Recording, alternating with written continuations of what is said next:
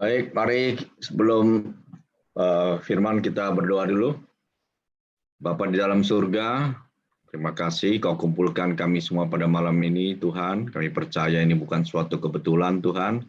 Kau punya rencana yang indah bagi kami semua, Tuhan. Tuhan, urapi hamba-Mu dengan urapan dari Roh Kudus, dan urapi kami semua yang hadir di sini, sehingga selesai mendengarkan firman ini, kami semua tidak sama lagi, tapi kami menjadi pelaku-pelaku firman-Mu, Tuhan. Dan kami percaya kuasa firman-Mu masih tetap sama dulu, sekarang, dan sampai selamanya, Tuhan. Saat firman-Mu dibagikan, kami percaya yang sakit disembuhkan, yang berbeban berat bebannya diangkat, yang menemui jalan buntu diberikan jalan keluar, yang terbeban dibebaskan, Tuhan. Terima kasih Bapa di surga. Hanya di dalam nama Tuhan Yesus kami berdoa dan mengucap syukur. Haleluya. Amin. FGB man. Be strong in the Lord. Be strong in the Lord. Be strong in the Lord. FGB man. Luar biasa ya. Terima kasih Pak Ishak diberi kesempatan untuk sharing ya. Banyak senior saya di sini. Ya, Pak Denny, Pak David ya. Pak Aryadi, Pak Kelvin ya. Saya mau sharing tentang sukses mengatasi krisis ya. Sebagaimana diketahui pandemi COVID ini udah 2 tahun lebih ya sekarang ya. Dari akhir 2019 ya. Sekarang 2021 ya 2 tahun lah ya. Dan ini luar biasa dampaknya. Bukan hanya orang yang banyak, orang-orang terdekat kita yang kena, ada yang sudah dipanggil oleh Tuhan, ya, dan banyak juga yang akhirnya kena long COVID, ya. Ada satu teman kantor saya juga udah sembuh tapi kena long COVID, masih indera pengecapnya masih belum bisa merasakan, ya. Dan yang paling berat lagi adalah dampaknya terhadap ekonomi. Ya. Banyak sekali perusahaan-perusahaan yang besar, yang dulunya luar biasa, ya, tiba-tiba kita dengar tutup. Ya. Kalau saudara pernah dengar yang namanya Hertz, itu yang penyewaan mobil, ya, rental car, itu perusahaan raksasa itu, ya, atau bisa tutup. Ya. Pizza Hut juga mendaftarkan untuk bangkrut, ya. Ada Muji di Jepang juga. Dampaknya buat kita juga luar biasa ya. Ada yang mungkin kena PHK, ada yang bisnisnya merosot drastis, ya. Mungkin ada yang dirumahkan, ada yang kena pemotongan gaji. Ya, banyak sekali dampaknya. Nah, kalau kita lihat seperti ini, apakah Tuhan ini izinkan ini semua terjadi? Ya. Ya, saya percaya ada rencana Tuhan di balik ini, ya. Supaya manusia-manusia yang mungkin dulu merasa mereka paling hebat, ya, sekarang mereka tiba-tiba merasa nggak ada apa-apanya, ya. Hanya menghadapi virus yang begitu kecil, berapa mikron, ternyata itu sanggup membuat manusia itu begitu ketakutan. Ya. Tapi apakah Tuhan masih punya kendali? Ya, saya percaya bahwa God is still in control. Ya. Tuhan pasti masih punya kendali atas semua ini. Dan Tuhan izinkan ini semua terjadi. Ya. Nah, saya mau sharing di sini mengenai COVID ini ya, mengenai krisis ini, kisah mengenai Daud yang mengalami krisis ya. Boleh izinkan saya share screen? Bisa. Oke.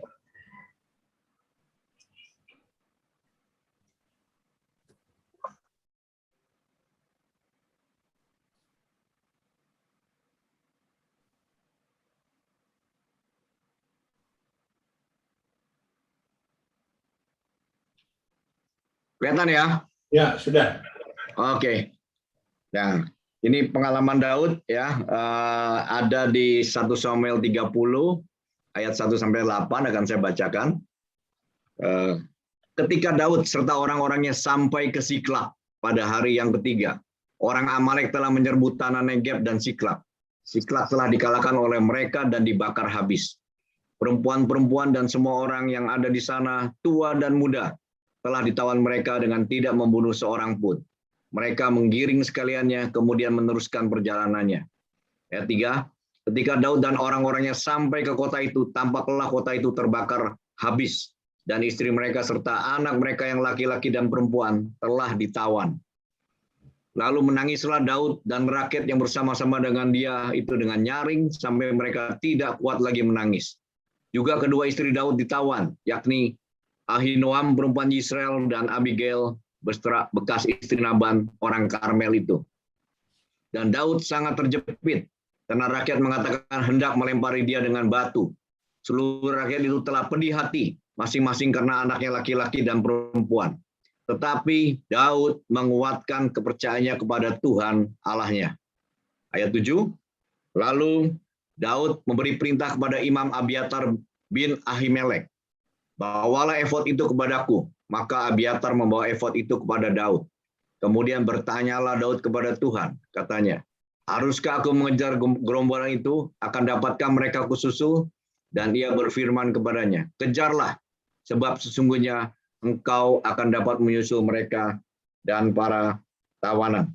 Ya, selanjutnya di ayat yang ke-11 dan 12, kemudian mereka menemui seorang Mesir di padang, lalu membawanya kepada Daud.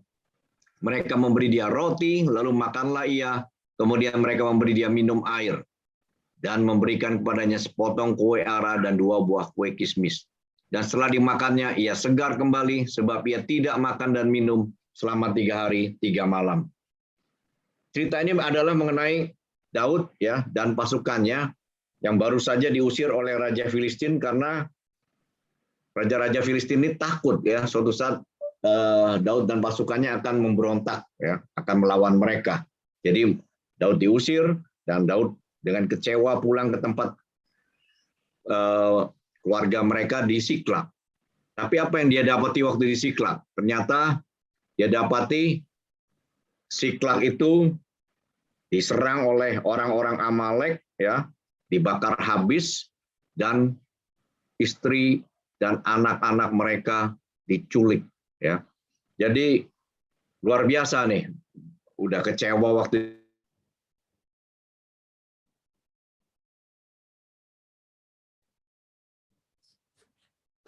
Daud apa? Dia sebagai pemimpin ya, malah rakyatnya, pengikutnya semua marah sama dia ya, hendak melempari dia dengan batu. Jadi ini Daud mengalami krisis yang luar biasa. Ya. Nah, ini kita mau belajar dari Daud bagaimana dia bisa sukses mengatasi krisis ini. Ada 3 hal yang dilakukan oleh Daud ya. Yang pertama adalah Daud menguatkan kepercayaan kepada Tuhan Allahnya. Ini ada di 1 Samuel 30 ayat 6 ya, saya yang warna biru ini yang saya kasih warna biru ya. Tetapi Daud menguatkan kepercayaan kepada Tuhan Allahnya. Ya, jadi dalam posisi terjepit ya, Daud tidak putus asa, dia tidak mengeluh, tapi dia malah menguatkan kepercayaan kepada Tuhan Allahnya. Ya, mungkin banyak dari kita saat ini mengalami situasi yang terjepit juga ya, karena pandemi ini. Ya, mungkin ada keluarga kita yang kena COVID, bahkan mungkin ada yang sudah juga dipanggil ya. Mungkin juga ada dari kita yang kehilangan pekerjaan, ada yang bisnisnya menurun drastis, ada yang kena PHK, mungkin ada yang kena pemotongan gaji dan sebagainya ya. Nah, apa yang harus kita lakukan kalau saat krisis yang seperti ini ya? Kita harus menguatkan kepercayaan kita kepada Tuhan. Bukan kita malah menyalahkan situasi, menyalahkan keadaan, apalagi kita menyalahkan Tuhan. Jangan sekali-kali kita menyalahkan Tuhan. Kita harus tetap fokus, kita percaya, kita kuatkan lagi kepercayaan kita kepada Tuhan. Dan juga jangan cari dalam tanda kutip alternatif lain. Ya, misalnya mulai berbalik lagi, cari paranormal, ya. Tadi kayak saksi siapa Pak Acang ya, dia pernah jadi paranormal ya. Saya juga dulu sama pernah, bukan jadi paranormalnya, saya penggemar paranormal dulu ya. Nah, tapi setelah saya bertobat, saya sungguh-sungguh hanya percaya kepada Tuhan Yesus. Nah, jadi jangan sampai berbalik lagi seperti itu. Misalnya udah mulai, wah jangan-jangan ini CEO saya nih tahun ini ciong nih, ya. Wah, terus mulai tanya-tanya lagi, percaya dengan CEO-CEO, ya. Jangan-jangan Hong Shui-nya nggak bener nih, ya. Mulai betul-betulin letak rumah, ya. Kursinya harus menghadap kemana, meja makan harus menghadap kemana. Jangan lakukan yang seperti itu, ya. Karena yang hal seperti itu adalah kekejian di mata Tuhan. Ya, Tuhan nggak suka orang-orang yang menduakan Dia. Ya. Tetap percaya, ya. Malah kita harus lebih fokus, intim sama Dia, ya. Dan itu yang Daud lakukan, ya. Dia kuatkan kepercayaan kepada Tuhan Allahnya, ya. Kita juga sama, ya. Kita harus kuatkan kepercayaan kita kepada Tuhan, ya. Tuhan yang kita sembah dalam nama Yesus adalah Tuhan yang baik, ya. Tuhan yang nggak pernah meninggalkan kita. Ya. Karena apa? Ya, Dia nyawanya aja Dia berikan buat kita, ya. Apalagi cuman masalah-masalah ini, pasti Dia tolong kita, pasti Dia nggak pernah meninggalkan kita, ya. Tuhan janji apa? Dia tidak akan pernah meninggalkan kita. Karena ada dikatakan di Ibrani 13 ayat 5b, karena Allah telah berfirman, aku sekali-kali tidak akan membiarkan engkau, dan aku sekali-kali tidak akan meninggalkan engkau. Jadi percaya saudara, bahwa Tuhan kita sama sekali tidak akan membiarkan kita, dan sama sekali tidak akan meninggalkan kita. Karena Tuhan kita adalah Tuhan yang setia, saudara. Ya, Dia tetap mengasihi kita, Dia pasti mau menolong kita, ya. Kuatkan kepercayaan kita kepada Tuhan, ya. Dan saya percaya saudara, kalau kita tetap percaya, kita tetap kuat iman kita kepada Tuhan, Tuhan pasti menolong kita tepat pada waktunya, saudara, ya. Saudara juga bisa menguatkan kepercayaan saudara kepada Tuhan dengan apa? Mengingat-ingat waktu dulu saudara pernah mengalami krisis, ya. Mungkin bukan sekali ini saudara pernah mengalami, ya. Sebelum-sebelumnya pernah. Dan saudara ingat bagaimana Tuhan menolong saudara. Ya. Tuhan nggak pernah meninggalkan saudara. Ya. Dia tolong dan Dia akhirnya bisa bebaskan saudara dari krisis. Ya. Itu yang dialami Daud. Ya. Waktu Daud harus melawan Goliat, raksasa yang tingginya 3 meter lebih. Ya, Daud begitu kecil di hadapan Goliat, dia sama sekali tidak takut, saudara. Ya, dia mengingat-ingat apa yang Tuhan pernah lakukan waktu dia menghadapi binatang-binatang buas, waktu dia menjaga kambing dombanya di hutan, ya di padang. Itu yang Daud lakukan. Ya, dia nggak takut, dia ingat-ingat pertolongan Tuhan. Ya, ini dikatakan di 1 Samuel 17 ayat 37a. Pula kata Daud, Tuhan yang telah melepaskan aku dari cakar singa dan cakar beruang, Dia juga akan melepaskan aku dari tangan orang Filistin itu. Ini yang kasih kekuatan kepada Daud waktu dia mau melawan Goliat, ya. Dan dia sama sekali nggak gentar, ya, imannya kuat karena dia ingat-ingat Tuhan selalu menolong dia. Ya. Jadi kita juga harus banyak ingat-ingat, ya, saudara pernah ditolong Tuhan waktu krisis, ya. Saya juga kalau lagi mengalami, sering-sering saya bisa awalnya sebagai manusia pasti ada rasa takut, gentar, down, kecewa, ya. Tapi begitu saya ingat-ingat Tuhan pernah tolong saya waktu saya krisis ini, Tuhan pernah tolong saya waktu saya krisis ini, ya, akhirnya saya dikuatkan lagi, saudara. Ya. Saya kasih satu kesaksian waktu tahun 2018, ya, saya juga diizinkan, ya, saya kerja 1 tahun di satu perusahaan developer di Bekasi, baru 1 tahun kerja, atau saya diminta untuk mundur, saudara. Ya, ya, itu sebenarnya sama aja dengan saya dipecat lah, saudara, ya. Ya, saya juga waktu itu kaget, saya nggak siap, saudara. Ya, saya benar-benar waktu itu syok, saudara, ya. Dan waktu saya diminta mundur itu usia saya sudah nggak muda lagi, saudara, 59 tahun. Ya. Jadi saya bingung mau kemana, karena saya minta waktu 3 bulan, dia bilang kalau 3 bulan bulan kedua gaji saya tinggal 75%, bulan ketiga gaji saya tinggal 50% katanya. Saya bilang ini satu penghinaan yang luar biasa ya. Jadi saya bilang udah kalau gitu sebulan aja lah. Saya minta waktu. Akhirnya saya bingung mau kemana ya. Dan saya mulai start untuk cari headhunter, saudara. Ya, saya ngomong terus terang, saudara. Dulu saya nggak pernah cari headhunter, saudara. Dulu headhunter yang cari saya, saudara. Tapi saat itu saya cari, ya, mereka lihat CV saya dan mereka bilang semuanya bagus, cuman satu yang kurang, usia katanya. Ya, kalau saya bilang kalau usia saya memang nggak bisa bikin usia saya muda lagi, saya bilang. Dan akhirnya saya dan istri saya kita mulai benar-benar start menguatkan kepercayaan kita kepada Tuhan. Ya, kita benar-benar sungguh-sungguh kita berdoa, berpuasa, ya, bertalu-talu kita berdoa. Ya, sampai akhirnya kita juga bikin mesbah keluarga. Ya, dulu agak susah mengumpulkan keluarga. Ya, anak-anak ada aja yang mereka alasannya lah, nanti mau nonton bola lah, mau nonton balapan mobil lah. Tapi waktu krisis seperti itu, mereka semua paham, mereka kumpul semua, kita berdoa bersama-sama. Akhirnya bisa ada jalan keluar, ya, saya bisa ditunjuk untuk menghubungi direktur utama yang saya bekerja sekarang, ya, saya bisa kontak dia, dan akhirnya interview saya, ya, dan akhirnya dengan saya juga nggak menyangka gitu dia terima saya, ya, dia bekerja dari kontrak, ya, untuk bekerja di situ, ya.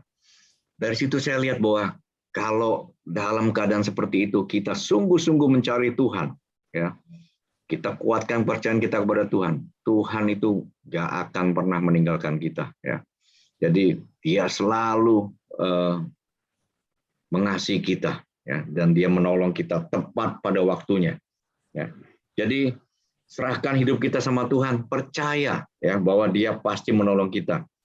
Jangan berpaling sama yang lain, ya, tadi yang seperti saya bilang, jangan berpaling kepada yang alternatif lain, tetap percaya, fokus sama Tuhan, ya. Dan Tuhan kita ini setia, saudara. Kita harusnya semakin dikasih krisis ini kita semakin dekat sama Tuhan, ya. Sering-sering Tuhan izinkan itu terjadi supaya kita makin dekat, ya. Sering-sering kita dalam zona nyaman tuh kita nggak kadang-kadang dalam tanda kutip bisa lebih menjauh dari Tuhan. Tapi dalam keadaan kita mengalami krisis, kita tuh bisa makin dekat, makin intim sama Tuhan, ya. Itu yang sebenarnya Tuhan mau, tetap kita dekat sama Dia, semakin mencintai Dia, saudara. Saudara tahu kalau kita makin dekat, makin mencintai Tuhan, ya, apa yang nggak pernah dilihat mata, nggak pernah didengar telinga, bahkan tidak pernah timbul dalam hati, itu bisa Tuhan sediakan buat kita, saudara. Ya, di 1 Korintus 2 ayat 9 katakan, tetapi seperti ada tertulis, apa yang tidak pernah dilihat oleh mata dan tidak pernah didengar oleh telinga, dan yang tidak pernah timbul di dalam hati manusia, semua yang disediakan Allah untuk mereka yang mengasihi Dia. Ya, jadi kalau kita sungguh-sungguh mengasihi Tuhan, ya, apa yang mata kita nggak pernah lihat, telinga nggak pernah dengar, timbul dalam hati aja enggak, itu Tuhan bisa sediakan buat kita, saudara. Nah, yang kedua, saudara, ya, setelah kita menguatkan kepercayaan kita kepada Tuhan, yang kedua adalah minta hikmat kepada Tuhan, saudara. Ini yang dilakukan Daud, ya, di 1 Samuel 30 ayat 8 katakan apa? Kemudian bertanyalah Daud kepada Tuhan, ya. Jadi Daud benar-benar dia sebelum melakukan segala sesuatu dia selalu bertanya kepada Tuhan, ya, minta hikmat sama Tuhan. Apakah dia harus mengejar, apa dapat disusul, ya? Tuhan katakan apa? Kejarlah, sebab sesungguhnya engkau akan dapat menyusul mereka dan melepaskan para tawanan.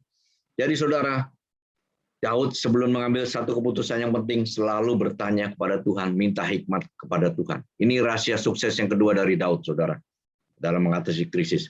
Nah, kita pun sama, saudara. Sebelum kita mengambil satu keputusan, kita harus minta hikmat kepada Tuhan, saudara. Karena Tuhan adalah sumber segala hikmat. Ya, jangan tergesa-gesa, jangan gerasa-gerusu ya, orang Jawa bilang ya, mau cepat-cepat ya. Karena kalau kita tergesa-gesa, kita nggak minta hikmat, kita bisa tambah terperosok lagi, bisa lebih salah langkah lagi. Di Amsal 19 ayat 2 katakan, tanpa pengetahuan kerajinan pun tidak baik, orang yang tergesa-gesa akan salah langkah. Kita senangkan diri kita, ya, emosi kita tarik napas, minta hikmat sama Tuhan, ya. Tuhan yang sumber segala hikmat dengan murah hati akan memberikannya kepada kita. Itu ada di Yakobus 1 ayat 5, Saudara. Tetapi apabila di antara kamu ada yang kekurangan hikmat, hendaklah ia memintakannya kepada Allah yang memberikan kepada semua orang dengan murah hati dan dengan tidak membangkit-bangkit. Maka hal itu akan diberikan kepadanya. Jadi firman Tuhan dengan jelas katakan kalau kita kekurangan hikmat, kita minta sama Tuhan, ya, Dia akan memberikan kepada kita dengan murah hati. Ya. Nah, saudara, siapa tokoh Alkitab yang punya hikmat yang luar biasa, saudara? Ya, saudara tahu ya, pasti itu yang namanya Salomo, ya. Salomo itu punya hikmat yang luar biasa. Waktu Tuhan tanya apa yang dia minta, ya, dia nggak minta kekayaan, dia nggak minta apa-apa, saudara. Dia minta supaya diberikan hikmat sama Tuhan. Ya, akhirnya sebagai bonus Tuhan berikan juga kekayaan. Ya, kekayaan Salomo itu luar biasa, saudara. Ada seorang ahli keuangan yang pernah menghitung bagaimana kekayaan Salomo waktu itu, ya, di zamannya. Kalau di kurs dengan kurs yang sekarang dibandingkan dengan orang yang paling kaya sedunia. Ya, sekarang yang paling kaya sedunia Jeff Bezos, ya, dari Amazon.com. Nah, itu dihitung-hitung, ternyata kekayaan Salomo itu masih jauh lebih besar, ya, dari Jeff Bezos, saudara. Tapi semua itu dimulai dari mana? Karena Salomo orang yang berhikmat, saudara. Ya. Dari berhikmat itulah dia akhirnya bisa dapat kekayaan yang luar biasa, saudara. Ya, kita juga punya tokoh-tokoh Alkitab yang punya hikmat luar biasa. Siapa? Misalnya Daniel, ya, Yusuf, itu adalah orang-orang yang punya hikmat. Ya.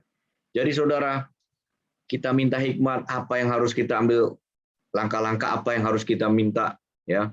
Kita berdoa dulu, minta hikmat sama Tuhan, keputusan apa yang harus kita ambil, saudara. Nah, saya ada satu kesaksian, ya, dengar satu kesaksian, satu orang dia berdagang pisang goreng, saudara. Ya, pisang gorengnya itu sangat laris, saudara. Sehingga banyak orang yang sering beli, ya, itu dia jualannya di daerah Tanjung Duren, saudara. Tapi waktu COVID, saudara, itu orang semua nggak berani keluar, saudara.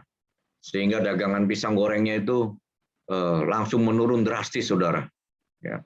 Dan dia coba jualan online, saudara, tapi nggak begitu jalan. Karena apa? Karena orang begitu beli pisang goreng, ya, dikirim, pisang gorengnya udah dingin, saudara. Ya, karena orang makan pisang goreng itu paling senang kalau makannya panas-panas, saudara. Akhirnya mereka suami istri ini berdoa bertalu-talu, ya, minta hikmat dari Tuhan apa yang harus mereka lakukan. Tahu-tahu Tuhan bisa kasih mereka hikmat apa, saudara? Mereka bikin pisang goreng frozen, saudara. Ya, pisang gorengnya itu di frozen, ya. Jadi dia mulai start tawarkan lewat online, ya. Ternyata orang-orang menyambut dengan gembira ini produk pisang goreng frozen ini, ya. Mereka bisa beli, ya, mereka bisa masak sendiri, goreng sendiri di rumah, ya, mereka bisa makan pisang goreng itu dengan panas-panas, saudara. Ya. Dan ternyata dari kesaksian itu apa, saudara? Hasil dari penjualan pisang goreng frozen ini dibandingkan dengan sebelum dia penjualan, ya, masih jual pisang goreng biasa, omsetnya ini berapa kali lipat dari yang sebelumnya, saudara. Ya. Itu karena Tuhan kasih mereka hikmat yang luar biasa, saudara. Nah, saudara, bagaimana kita bisa minta hikmat sama Tuhan? Apakah kita tahu ini suara Tuhan apa enggak, saudara? Ya, ya. Yang pertama adalah kita harus hidup takut akan Tuhan, saudara. Kalau kita mau sering dapat hikmat dari Tuhan, ya. Karena di Amsal 9 ayat 10 dengan jelas katakan permulaan hikmat adalah takut akan Tuhan. dan mengenal yang Maha Kudus adalah pengertian. Jadi kalau kita hidup takut akan Tuhan, ini adalah satu permulaan akan hikmat ya. Jadi kalau kita punya hubungan yang intim, kita rajin memuji menyembah Tuhan, ya rajin bersekutu dengan Tuhan, berdoa, baca firman Tuhan, ya. Itu sama aja dengan seperti misalnya sepasang suami istri ya, mereka yang sudah begitu intim, itu suaminya mungkin hanya kedip mata, udah tahu istrinya, oh ini harus lakukan ini ya, misalnya ada tamu, mereka suaminya kedip mata, oh saya harus bawain minum misalnya, ya, atau satu gerakan tangan dia udah tahu, oh ini maksudnya seperti ini. Karena apa, saudara? Karena mereka sudah begitu intim, ya. Begitu juga kita, saudara ya, kalau kita dekat sama Tuhan, ya. Pasti nanti kita bisa lebih peka lagi mendengar apa yang Tuhan mau dari kita, ya, mendengar suara Tuhan, keinginan Tuhan seperti apa, ya. Usahakan kita harus dengan disiplin kita siapkan waktu untuk memuji Tuhan, menyembah Tuhan, ya. Saya siapkan waktu tiap hari, saudara, pagi-pagi ya, sekitar 1 jam untuk memuji, menyembah Tuhan, ya. Terus membaca firman Tuhan, ya, supaya saya lebih peka lagi untuk mendengar suara Tuhan, saudara. Ya. Jadi makin saudara intim dengan Tuhan, makin peka saudara mendengar suara Tuhan, ya, Tuhan akan berikan hikmat nanti kepada saudara, ya, dalam setiap pengambilan keputusan, saudara. Ini ada satu tokoh yang luar biasa, yang punya hikmat yang luar biasa. Ini saudara mungkin tahu, ini namanya Abraham Lincoln. Ya, ini Presiden Amerika di akhir abad ke-19, saudara. Dia yang membebaskan Amerika dari perbudakan, saudara. Nah, waktu dia jadi presiden, saudara, ini nggak dengan mudah dia dapatkan, karena dia harus bersaing dengan para pesaing-pesaingnya yang sangat berambisi juga jadi presiden, mengalahkan dia. Tapi akhirnya dia yang terpilih, saudara. Salah satu pesaingnya yang paling sengit sama dia adalah yang bernama Salmon Peaches, saudara. Ya, saudara nggak perlu ingat namanya lah ya, ingat aja ikan salmon ya. Nah itu, saudara, waktu dia mau nyusun kabinet, mau ajak menteri-menterinya, ya, dia ajak timnya dia bilang, saya mau ajak Salmon ini menjadi menteri keuangan saya, katanya. Waduh, teman-temannya, timnya dia ya, tim suksesnya itu semua nggak setuju. Mereka bilang, ini orang yang jadi pesaing kamu, yang dulu begitu sengit sama kamu, kenapa kamu ambil dia? Dia bilang apa? Karena dia selalu membuktikan dia lebih hebat dari saya mau pakai dia. Ya, dia pasti akan buktikan bahwa dia lebih mampu dari saya. Dan ini semua kalau saya pakai ini, Amerika ini akan maju lebih pesat, katanya. Akhirnya ya udah, timnya setuju aja, saudara. Ya, dia pakai Salmon Peaches, dan dia ambil juga beberapa pesaing-pesaing yang lain, duduk di kabinetnya dia, saudara. Nah, semua itu akhirnya coba bersaing untuk membuktikan kepada Abraham Lincoln bahwa mereka lebih hebat, saudara. Ya. Tapi presidennya kan tetap Abraham Lincoln, saudara. Ya. Akhirnya di zaman itu, saudara, Amerika tuh maju pesat, saudara, karena dia pakai orang-orang yang mau membuktikan lebih hebat dari dia. Amerika maju pesat, dan akhirnya di saat itulah juga perbudakan itu dihapuskan, saudara, di Amerika. Ya. Nah, itu juga yang kalau saya lihat sekarang, ya, Tuhan juga berikan hikmat kepada presiden kita, Jokowi, saudara. Ya. Karena apa? Ya, pesaing-pesaingnya itu dia angkat semua, saudara. Ya. Bayangkan kalau misalnya Prabowo masih jadi oposisi, saudara, itu pasti nggak bisa seperti ini ya, langkah-langkahnya, saudara. Ya. Tapi dengan dia dijadikan menteri, akhirnya dia juga satu kubu sama Jokowi, ya, semua mendukung. Dan kalau kita lihat sekarang Indonesia bisa bergerak cepat ya untuk lebih maju, saudara.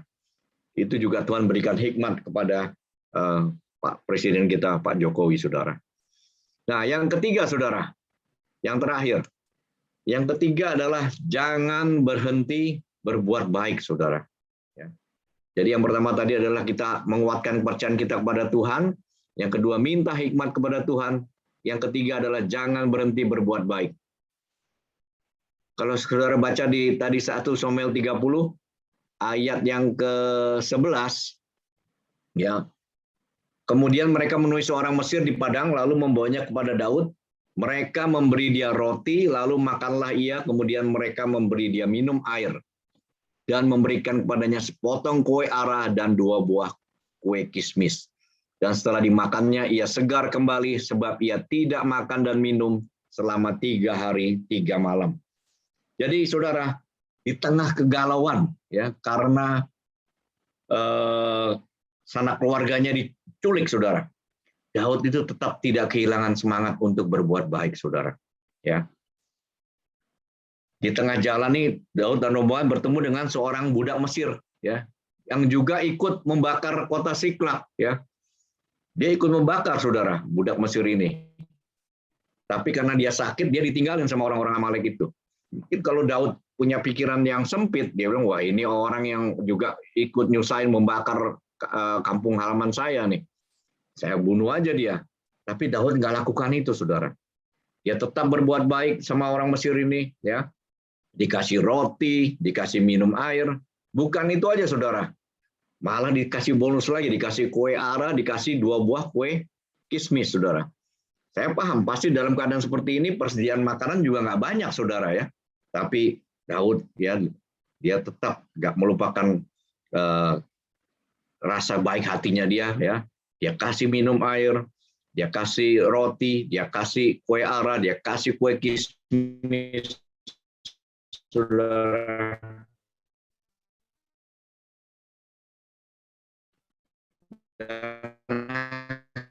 Ini apa, saudara? Yang jadi petunjuk untuk menemukan orang-orang Amalek itu, saudara. Ya. Jadi perbuatan baik Daud itu memberikan hasilnya, saudara. Nah, ini di dalam kekristenan kita percaya namanya hukum tabur tuai, saudara.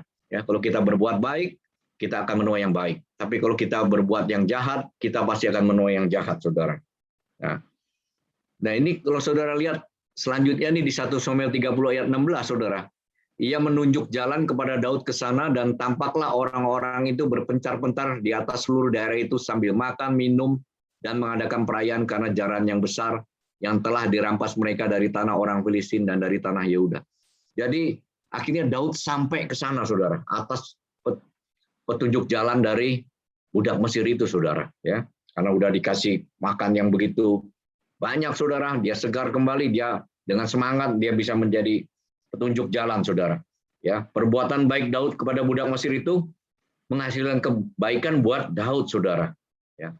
Nah, saudara, di Ibrani 6 ayat 9 katakan, janganlah kita jemu-jemu berbuat baik, karena apabila sudah datang waktunya, kita akan menuai jika kita tidak menjadi lemah, saudara. Jadi firman Tuhan ini katakan apa? Agar kita jangan jemu-jemu berbuat baik, saudara.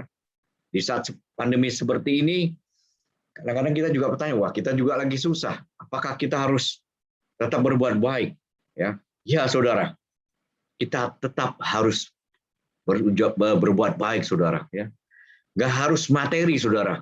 Ya, bisa juga dengan perhatian kita, ya, dengan waktu kita, dengan tenaga kita, kita bisa tunjukkan perbuatan baik kepada orang-orang yang membutuhkan, saudara. Ya. Nah, misalnya apa? Hal yang dulu paling gampang lah. Misalnya kita bisa kasih tunjuk orang-orang yang belum divaksin ini, ada jadwal vaksin, kita tinggal WhatsApp doang, ada di sini, di sini, di sini. Ya, mungkin banyak orang yang belum tahu juga info-info seperti itu, saudara. Tinggal saudara tahu, kasih tahu, ya, oh ada di sini, di sini, mereka bisa cari, saudara. Ya. Nah, kami juga sama, saudara. Waktu COVID masih begitu kencang, saudara, ya, di awal-awal, ya, di tahun 2020 sekitar bulan Juni Juli, saudara, kami juga waktu itu berkumpul sama-sama secara online, tapi ya, saudara, bukan berkumpul ini fisik, saudara. Kita bilang bagaimana kita bisa membantu orang-orang yang membutuhkan. Ya, akhirnya kita cari jalan, kita kumpulin uang, urunan rame-rame, kita beli sembako buat orang-orang yang pemulung-pemulung yang di pinggir jalan, saudara. Ya, akhirnya kita bagi-bagi, saudara, sembako itu. Ada yang keluar uang, ada yang keluar kendaraan, saudara, ya, ada yang benar-benar keluar beli beras, saudara. Dan itu ternyata luar biasa, saudara, dampaknya. Ya. Semua orang-orang yang dibagikan itu yang waktu itu dalam keadaan begitu susah, mereka begitu sukacita, ya, dan mereka bisa lihat bahwa ada kasih Tuhan di situ, saudara. Jadi dari situlah saya bisa lihat, saudara, bahwa kalau kita benar-benar mengasihi sesama kita, ya, Tuhan juga katakan apa yang kau perbuat kepada orang yang seperti itu kau perbuat juga kepada aku, ya. Jadi Yesus sendiri juga mengajarkan kita bagaimana dia berbuat baik, saudara. Ya. Di Kisah Rasul 10 ayat 38 katakan, yaitu tentang Yesus dari Nazaret. Bagaimana Allah mengurapi dia dengan Roh Kudus dan kuat kuasa. Dia yang berjalan berkeliling sambil berbuat baik, saudara. Dan menyembuhkan semua orang yang dikuasai iblis, sebab Allah menyertai dia. Jadi Yesus sendiri memberi teladan buat kita. Ya. Dia selalu mau berbuat baik bagi orang-orang, saudara. Nah, memang orang-orang, mungkin kita ada yang bertanya, ya, kita kan diselamatkan bukan karena perbuatan baik. Itu saya setuju 100%, saudara. Kita diselamatkan karena kasih anugerah Tuhan. Tapi setelah kita diselamatkan oleh Tuhan, kita harus tunjukkan, ya, keselamatan yang udah Tuhan kasih itu dengan kita berbuat baik kepada sesama, saudara. Ya. Jangan kita mengharapkan, ya, dalam tanda kutip punya motivasi, saudara.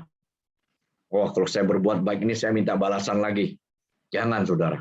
Ya, itu namanya punya motivasi. Kita harus lakukan itu dengan tulus tanpa pamrih, saudara. Ya. Nah, kalau kita berbuat baik dengan motivasi tertentu, ya, saudara, tidak tulus karena kita mengharapkan sesuatu dari yang kita bantu, itu pasti kita udah nerima upahnya, saudara. Tapi kalau kita dengan tulus, ya, itu Tuhan yang nanti akan membalasnya, saudara. Ya, ini yang dinamakan hukum tabur tuai, saudara. Ya, menabur yang baik, menuai yang baik. Menabur yang jahat akan menuai yang jahat. Di Roma 2 ayat 9 sampai 10 dengan jelas katakan, penderitaan dan kesesakan akan menimpa setiap orang yang hidup yang berbuat jahat. Pertama-tama orang Yahudi dan juga orang Yunani. Tetapi kemuliaan, kehormatan, dan damai sejahtera akan diperoleh semua orang yang berbuat baik. Pertama-tama orang Yahudi dan juga orang Yunani. Ya, jadi kalau kita berbuat jahat, ya kita pasti akan menerima yang namanya penderitaan dan kesesakan, saudara. Tapi kalau kita berbuat baik, firman Tuhan katakan kemuliaan, kehormatan, damai sejahtera, saudara. Ya, jadi luar biasa, saudara. Hukum tabur tuai ini berjalan, saudara, ya. Nah, ada satu cerita, saudara, di akhir abad ke-19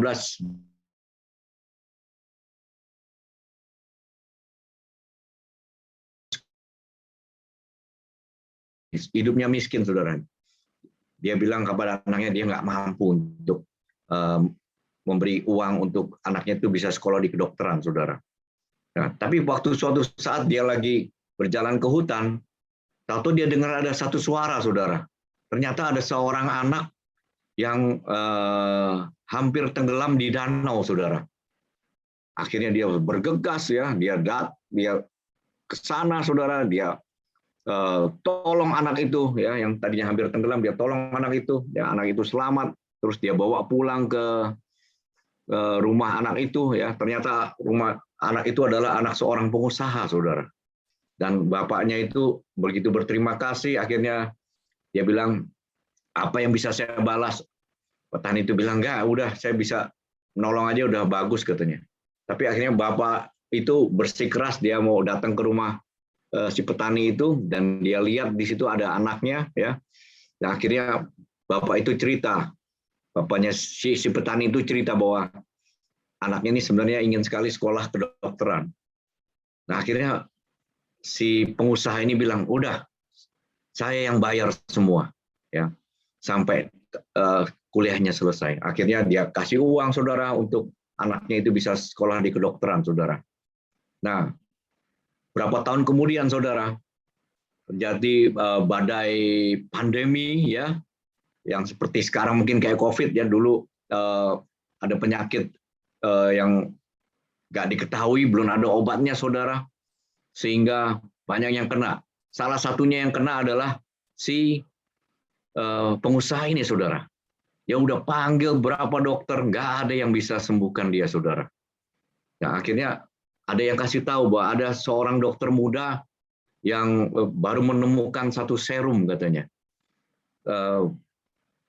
Bapak boleh coba ke tempat dia, katanya. Akhirnya dia cari anak itu, dokter itu, saudara.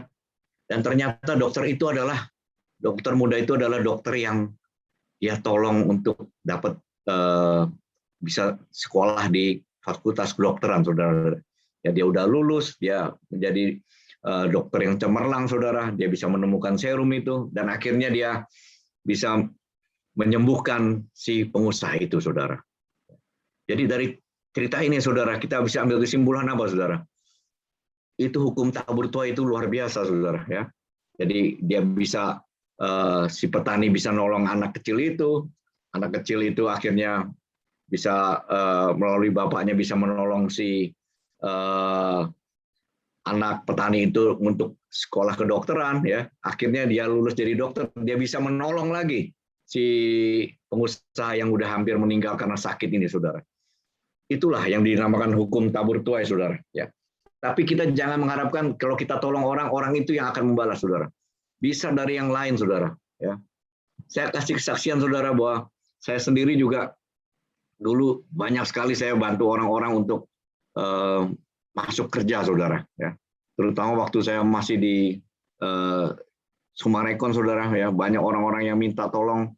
Ya, saya sebenarnya juga nggak terlalu gimana juga, ya. Saya tinggal rekomendasi kasih ke HRD, coba ini kamu tes, kalau masih memang butuh, coba kamu tes, ya. Dan mereka tes, mereka lulus, mereka bisa bekerja, ya. Kalau yang memang nggak lulus tes, ya saya juga nggak bisa bantu, saudara. Tapi akhirnya dari banyak itu, ya mereka bekerja, ya, sampai sekarang masih banyak yang bekerja di sana, saudara. Tapi akhirnya waktu saya juga, anak-anak saya baru lulus kuliah, saudara, mereka cari pekerjaan. Saya minta ke teman-teman saya yang lain, itu dengan mudah, saudara. Ya, mereka membantu saya. Oh ya, boleh. Ada di sini, katanya. Ya, akhirnya sekarang anak-anak saya semua bisa dengan mudah dapat pekerjaan, saudara. Di mana waktu itu sebenarnya cari pekerjaan itu nggak terlalu mudah, saudara. Ya, saya lihat di situ apa? Hukum tabur tuai itu berjalan, saudara. Ya, kalau kita rajin berbuat baik, Tuhan akan berbuat yang lebih baik lagi kepada kita, saudara. Nah, saudara, dari perbuatan baik Daud itu, saudara bisa lihat akhirnya hasilnya seperti ini, saudara. Ya, di 1 Samuel 30 ayat 17 sampai 20. Ini yang terakhir, saudara. Dan pada keesokan harinya Daud menghancurkan mereka dari pagi-pagi buta sampai matahari terbenam. Tidak ada seorang pun dari mereka yang lolos, kecuali 400 orang muda yang melarikan diri dengan menunggang kuda. Daud melepaskan semua yang dirampas orang Amalek itu, juga kedua istrinya dapat dilepaskan Daud. Nah, ini, saudara, bonusnya nih, saudara. Tidak ada yang hilang pada mereka, dari hal yang kecil sampai hal yang besar, sampai anak laki-laki dan anak perempuan, dan dari jarahan sampai segala sesuatu yang dirampas mereka, semuanya itu dibawa Daud kembali. Ayat 20, Daud mengambil segala kambing, domba, dan lembu, semuanya itu digiring mereka di hadapannya, serta berkata, inilah jarahan Daud. Ya, jadi, saudara, jadi bukan hanya dia bisa dapatkan lagi keluarganya semua, saudara, tapi dapat jarahan yang luar biasa, saudara. Ya, kalau saudara baca ayat selanjutnya itu, jarahan itu bisa dibagi-bagi ke banyak tempat, saudara, mulai dari Yehuda sampai ke Hebron, saudara. Ya, jadi Tuhan kasih bonus yang luar biasa, saudara. Itulah cara kerja Tuhan, saudara. Ya, jadi hari ini kita belajar firman Tuhan, bagaimana sukses mengatasi krisis, saudara. Yang pertama adalah kita harus tetap kuatkan kepercayaan kita kepada Tuhan, saudara. Jangan berpaling kepada yang lain. Yang kedua adalah minta hikmat kepada Tuhan. Dan yang ketiga adalah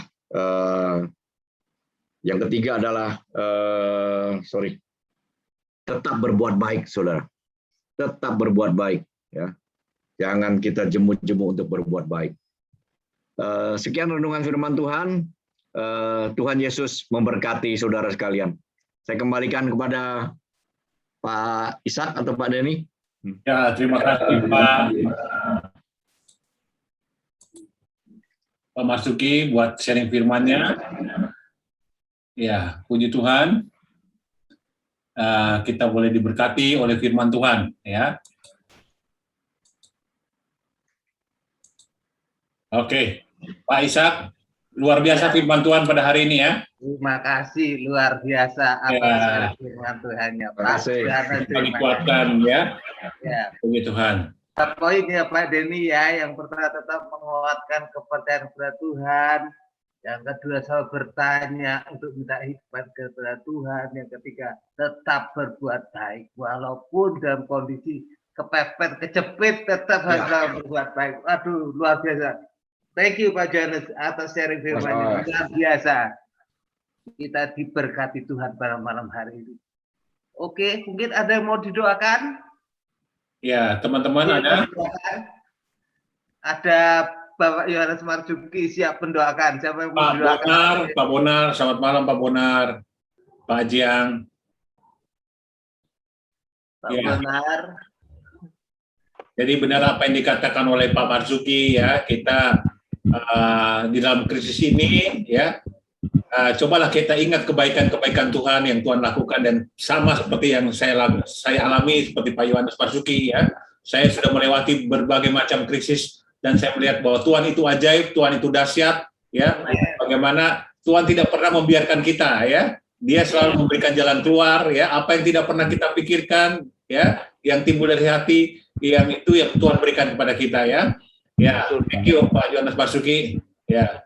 Ya, luar biasa sharing firman-Nya. Ya, Pak Bonar, ada yang mau didoakan Pak Bonar?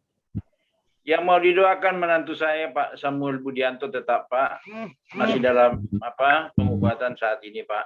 Samuel Budianto, ya. Baik ya Pak. Nah, kemudian Bro Ajiang. Bro Ajiang. Ya. Ada yang mau didoakan Bro Ajiang? Belum Pak. Oke. Ya, yang lain Pak Aryadi? Pak Yosua Kora, ya, puji Tuhan, ya. Oke, kita akan berdoa buat. Kalau dipanggil saya harus. Ya, silakan Pak Yosua, bisnisnya. Ya. Tuhan berkenan, ya. Ya. Jadi minta doakan untuk diteguhkan. Artinya begini, kita harus bertanya kepada Tuhan untuk MOU besok. Kalau memang berkenan, Tuhan adakan semua berjalan dengan lancar. Barangkali itu yang saya minta didoakan, diteguhkan, ya. Oke. Seperti firman Tuhan tadi, ya. Haleluya. Daud untuk bertanya kepada Tuhan, ya. Mantap, mantap. Oke. Jadi, amin, puji Tuhan. Oke. Ya, silakan Pak Yohanes Marzuki berdoa buat menantunya Pak Bonar, ya, yang sakit, ya, Pak Bonar, ya. Kemudian berdoa juga buat Pak Yosua Kora untuk rencana besok, ya, ketemu dengan investor, ya, supaya Tuhan buka jalan, ya. Ya. Silakan Pak. Oke, baik. Mari kita satukan hati semua. Nah, Bapak di dalam nama Yesus, terima kasih Bapak. Sangat baik Bapak. Kami berdoa untuk Pak Samuel Budianto yang menderita penyakit Bapak. Kami percaya Tuhan bahwa Engkau sudah sembuhkan Pak Samuel Tuhan. Oleh bilur-bilur-Mu segala sakit penyakit sudah disembuhkan Tuhan. Tidak ada yang mustahil bagi Engkau Tuhan. Engkau adalah dokter di atas segala dokter. Engkau adalah Yehova Rafa, Tuhan penyembuh Tuhan. Terima kasih Bapa di surga untuk kesembuhan yang sudah diterima oleh Pak Samuel Budianto Tuhan. Juga kami berdoa untuk Pak Yosua Kora Tuhan, yang rencana besok akan bertemu dengan investor Tuhan. Kami percaya Engkau sudah mendahulukan sehingga Kau sudah jamah investor itu sudah untuk bisa menyukseskan pertemuan besok. Ya. Berikan juga hikmat kepada Pak Yosua dalam berkata-kata, dalam memberikan rencana-rencananya, sehingga besok semuanya berlangsung dengan baik, dengan mulus, dan sukses di dalam nama Tuhan Yesus. Amin. Terima kasih Bapa di surga. Terima kasih. Berkenan. Di dalam nama Tuhan Yesus kami berdoa dan mengucap syukur.